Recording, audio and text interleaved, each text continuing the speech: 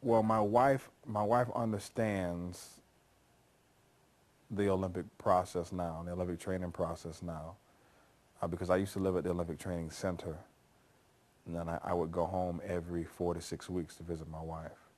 My wife understands the investment, and she understands when things get close to Olympic trials that I have to fully invest in my athletes. She understands. That doesn't make it any easier. At times, at times I feel like I'm neglecting my son. I'm not spending enough time with my son. It seems like I'm spending more time with the athletes sometimes than I get to spend with my son and my wife. And that happens towards the end. I make a huge investment in the athletes, and it really pulls away from my time with my family. My schedule doesn't only shift, but my son's schedule shifts and my wife's schedule shifts, and everything in my life makes a shift in order to put them at the forefront for that period of time.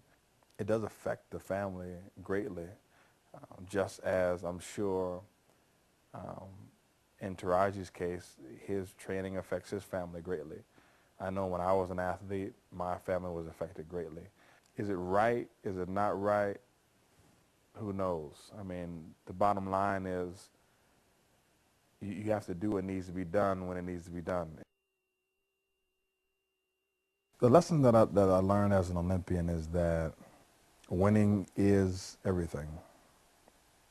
A lot of people take that statement negatively, and the reason why they do is because you can only put a strong emphasis on winning when you put a strong investment behind your desire to win.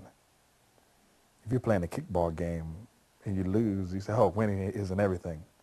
If you spent $30,000 to $40,000 on a Visa, MasterCard, or American Express in order to train and travel all around the world, and you've had 3 or 4 surgeries, and you get to the Olympic trials, winning is everything.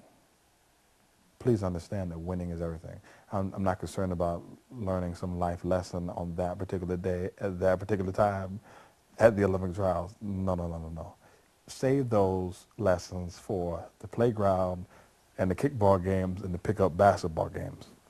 Not at the Olympic trials. Not at the Olympics, not in the finals of the NBA World Championships, not at any of those times where we do not get a redo, a do-over, let's play it again, Sammy. We don't get any of that. It is final. And if you've never had that feeling in your life where something is absolutely final and there are no do-overs, you do not understand what I'm talking about, because I missed making the Olympic team in 2000. I had to place third at the Korean Open, and I lost my first round match, and I battled back through the repechage, which is the consolation brackets for those who don't know what the repechage is. And I made it all the way back that evening to fight in the finals for third place.